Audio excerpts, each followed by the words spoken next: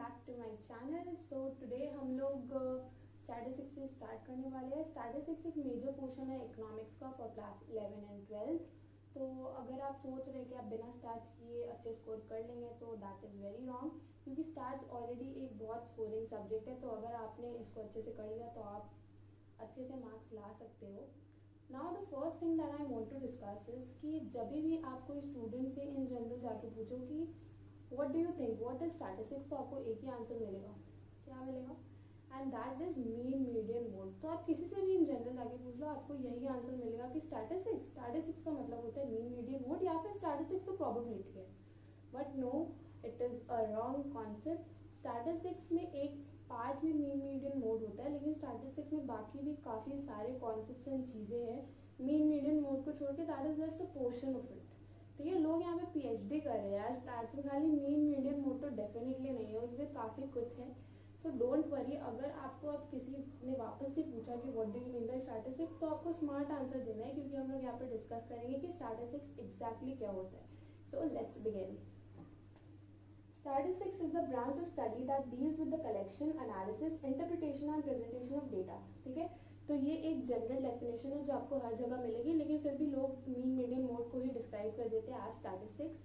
तो ये general definition के अकॉर्डिंग स्टैटिस्टिक्स एक ऐसी स्टडी है जो डील करती है collection, analysis, interpretation and presentation of data. इतने भारी टॉपिक सुन के आप कंफ्यूज मत होइए, we'll discuss each and every word in detail.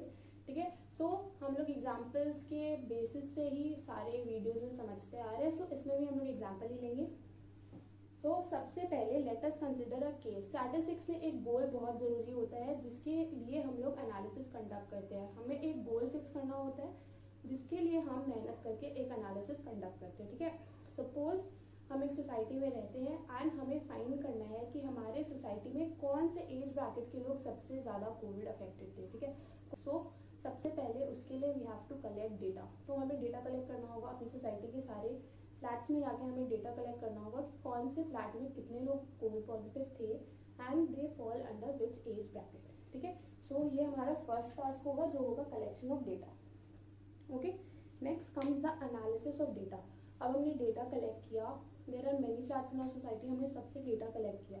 तो जो डेटा है वो एक हैप्पीजेंट मैनर में कलेक्ट हुआ है, देयर इज नो ऑर्डर, उसमें कोई अरेंजमेंट नहीं है कि हाँ इस एज ब्रैकेट के इतने लोग के हमने अलग अलग से नोट किया, वैसा कुछ भी नहीं है, वो हैप्पीजेंट वे में कलेक्टेड है। तो उससे कोई एनालिसिस कंडक्ट करना इज़ वेरी डिफिकल्ट। तो हम लोग पहले उसको सेग्रीगेट करके उसको एनालाइज करने की कोशिश करेंगे कि क्या हुआ है, कितने एज ब्रैकेट के लोग पॉजिटिव थे।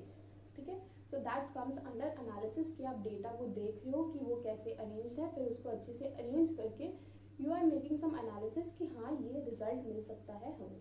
Okay, so that comes under analysis. Now the interpretation. अब आपने डेटा को अच्छे से अरेंज कर लिया हैप्पीजेंट वे में, अब वो नहीं अरेंज्ड है, अब वो एक सिस्टमैटिक वे में अरेंज है, तो आप कुछ इंटरप्रिटेशन निकाल सकते हो उससे। ठीक है, सपोज आपने नोटिस किया कि जो 40 to 60 एज ग्रुप के पीपल है वो सबसे ज़्यादा अफेक्टेड थे आपकी सोसाइटी में। ये आपको कैसे पता चला?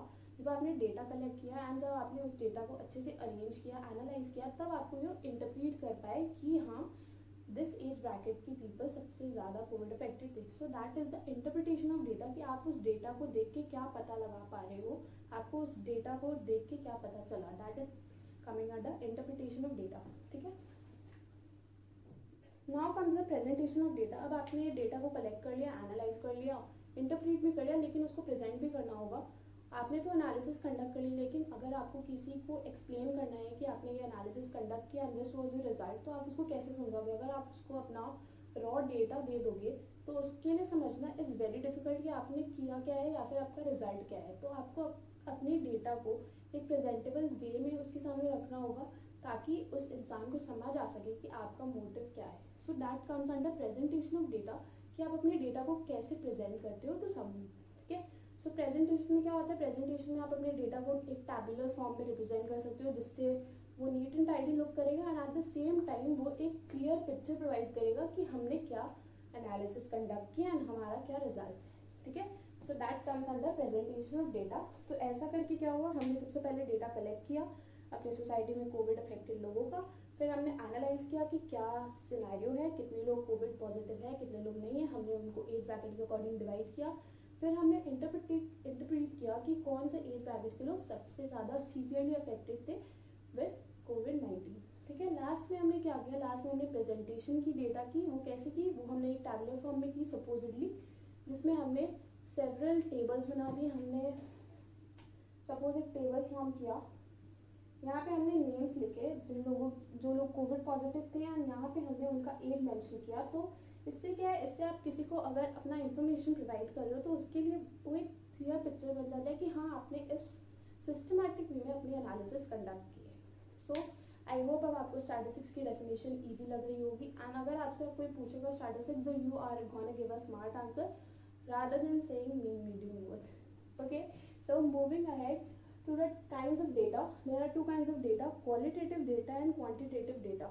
ठीक है, क्वालिटेटिव डेटा क्या होता है, जैसा कि क्वालिटी हम लोगों को पता है, quality means the attribute of something to explain how something is. तो data under qualitative data is a data which can not be express numerically. तो हम लोग इसको न्यूमेरिकली एक्सप्रेस नहीं कर सकते, इसको क्वान्टिफाई नहीं कर सकते, खाली बता सकते हैं किसी चीज़ की क्वालिटी या उसका एट्रीब्यूट। Example is intelligence. ठीक है, सपोज एक क्लास ऑफ स्टूडेंट्स है, वहाँ पे आप किसी का इंटेलिजेंस बता रहे हो, आप किसी की IQ कंपेयर कर रहे हो, so that is known as qualitative data, क्योंकि वहाँ पे एक एट्रीब्यूट की कंपैरिजन हो रही है, वहाँ पे आप कोई नंबर्स की बेसिस पे बात नहीं कर रहे हो। ठीक है, on the other hand quantitative data is a data that can be express numerically, उसको आप क्वांटिफाई कर सकते हो, उसको आप न्यूमेरिकल वे में एक्सप्रेस कर सकते हो, लाइक इनकम। ठीक है, मैं अपनी इनकम की न्यूमेरिकली एक्सप्रेस कर सकती हूँ, आप भी अपनी इनकम की न्यूमेरिकली एक्सप्रेस कर सकते हो। सो ऐसा डेटा जो न्यूमेरिकली एक्सप्रेसिबल है, that comes under quantitative data. Okay, moving ahead to the features of statistics. अब स्टैटिस्टिक्स क्या है, कलेक्शन, एनालिसिस, इंटरप्रिटेशन, प्रेजेंटेशन। अभी तक तो आपको सारे टर्म्स भी याद हो गए होंगे। नाउ द फीचर्स में क्या है, the first is aggregate of facts. ठीक है, स्टैटिस्टिक्स में हमने क्या किया है, स्टैटिस्टिक्स में हम कोई भी एनालिसिस कंडक्ट करते हैं, तो एनालिसिस कंडक्ट करने के लिए हमें एक एग्रीगेट चाहिए फैक्ट्स का, हमें एक एग्रीगेट चाहिए डेटा की।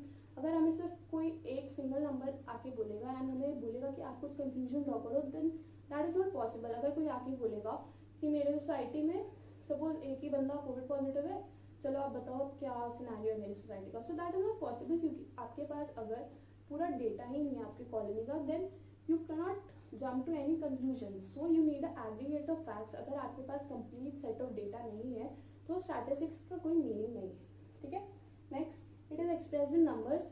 स्टैटिस्टिक्स में हम लोग मेजरली क्वांटिटेटिव डेटा पे फोकस करते हैं, क्योंकि वो हमें एनालिसिस में ज़्यादा हेल्प करता है, क्योंकि वो न्यूमेरिकली एक्सप्रेस हो सकता है।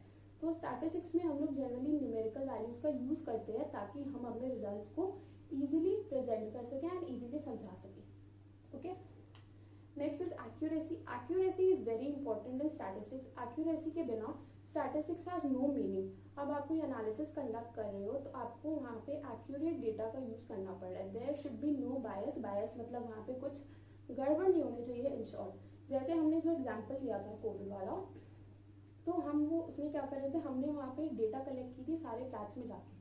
अगर हम वहाँ पे डेटा नहीं कलेक्ट करते एंड इंस्टेड हम लोग अज्यूम कर लेते अपने मन से ही कि उस फ्लैट में इतने लोग पॉजिटिव है, यहाँ पे नहीं है, तो ऐसे करके क्या होता है, ऐसे करने से हमारा डेटा जो था वो एकदम इरोनियस हो जाता, उसमें एरर्स आते। तो एरर्स आने से क्या होता, हमारा जो एक्यूरेसी है मॉडल की वो डिस्टर्ब हो जाती है, एक्यूरेसी नहीं रहती हमारे एनालिसिस में एंड इससे एक फॉल्टी रिजल्ट आता। ठीक है, तो स्टैटिस्टिक्स में एक्यूरेसी इज वेरी इंपॉर्टेंट कि आपका डेटा एक्यूरेट हो, आपकी मेथड्स एक्यूरेट हो और आपका रिजल्ट उसके कारण, डेटा के कारण एकदम एक्यूरेट आ सके। ठीक है, next is collected systematically. Data को हम लोग कलेक्ट करने के बाद एक सिस्टमैटिक वे में अरेंज करते हैं, क्योंकि बिना सिस्टमैटिकली अरेंजमेंट के एनालिसिस करना इज वेरी डिफिकल्ट। ठीक है, डेटा अगर हैपोजिटली कलेक्ट हुआ है तो सबसे पहला task is to arrange the data in a systematic way to make any analysis possible. ठीक है, the last feature is definite objective. तो स्टैटिस्टिक्स में क्या होता है, स्टैटिस्टिक्स में हम कोई चीज़ की एनालिसिस कंडक्ट करते हैं, उसके पीछे क्या होता है, उसके पीछे हमारा कोई गोल या फिर कोई ऑब्जेक्टिव रहता है। जैसे मैंने एग्जांपल लिया तो वहाँ पे भी हमारा गोल था कि हमें फाइंड आउट करना था कि कौन से एज ब्रैकेट के लोग सबसे ज़्यादा कोविड अफेक्टेड थे। अगर हमारा कोई गोल नहीं होता एंड हम ऐसे ही कोई एनालिसिस कंडक्ट करें तो उसका कोई मीनिंग नहीं होता। तो एक ऑब्जेक्टिव रहता है जिसके लिए हम ये एनालिसिस कंडक्ट करते हैं। ठीक है, अब सपोज कोई NGO है, वो एक सर्वे कंडक्ट कर रहा है कोई रूरल एरिया में जाके, तो उसका एक ऑब्जेक्टिव है, सपोज उसको फाइंड करना है कि वहाँ पे कितने चिल्ड्रन ड्रॉप आउट्स हैं, ठीक है, तो वो उसका ऑब्जेक्टिव है, उसके लिए that NGO is conducting a survey in that particular area. अगर कोई ऑब्जेक्टिव ही नहीं होगा देन आपको यही नहीं पता है कि आपको करना क्या है, तो आप उस डेटा का यूज कैसे करोगे।